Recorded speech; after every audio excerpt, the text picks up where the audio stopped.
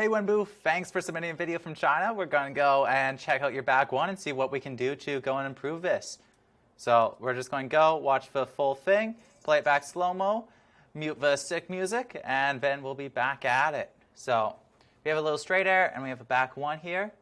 Nice. I'm just going to watch through these one more time. Sorry, I'll just mute it the rest of the way. Nice. So you have a lot of things going right here. Let's just go and look at the straight air to see if everything's going exactly like it should be.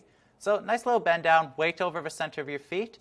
You can see that your toes aren't fully gripped in the snow because you're sort of sliding to the left of the jump. See how you're sliding off it? That's just telling us that you could have your weight a little bit more over the balls of your feet. Right here, your takeoff has you like a little bit set back this way on your heels. And that's why you're having a little bit less control than you could on this jump.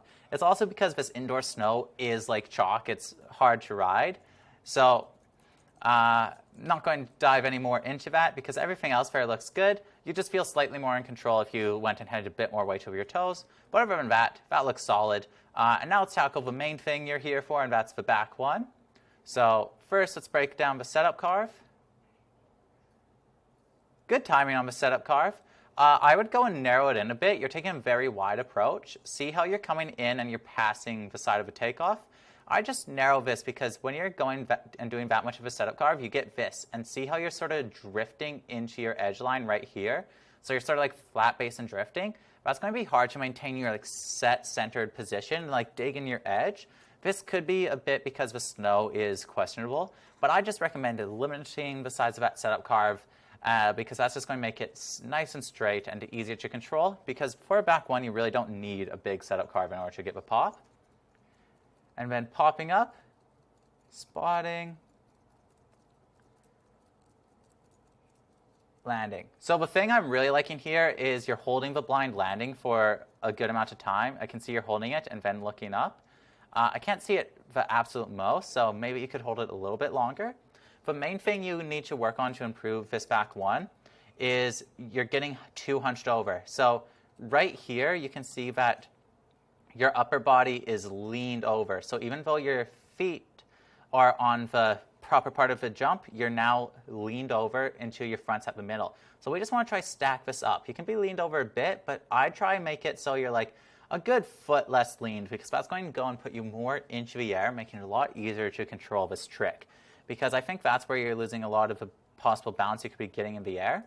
Because since your weight's set forward like this, you get your board turning. And see how your board's rotating off of the jump? So instead of being off a straight line, it's starting that rotation. So that's going to be what's causing also a lot of funk and not giving you that big pop-up. For a proper back one, you really want to be popping straight off your tail, rotating the upper body, and then letting it follow. So this is just a little bit early, a little too much lean, causing preemptive rotation, but isn't letting you get the full up out of a jump. Yeah, so the reason why it's happening is because right here, you're putting your upper body into this like upper position to try like hold the blind landing, but you're just rushing into it.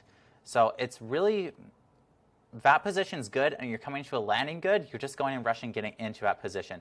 So what I want you to do is focus on doing a smaller, cleaner setup carve into the jump. So just a smaller, I'll do it this way, a smaller heel side to toe side, and that's going to really help you get controlled and stay more stacked. And then what I want you to do is, instead of leaning forward to initiate that rotation like this, stay more stacked and tall and let yourself pop off your tail.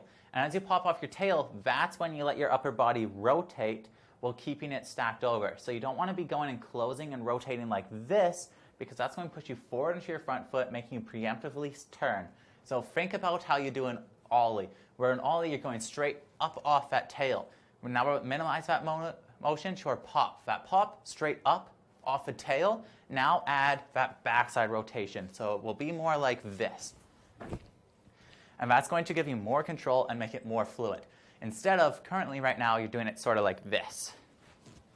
What's going and make you come in really wishy-washy and slip out to your heels, making it hard to control. And the last thing is, remember, you're trying to spot the knuckle. So you're coming up, spotting over, and tracing it all the way back. And that's what you want to do for a bit of a cleaner back one. So implement those changes and let me know how it goes. And let me know if you need any more feedback, if something about this video didn't make sense. I'm here to help you improve your riding, so let me know if you need anything else. And thanks for submitting the video. Shoo.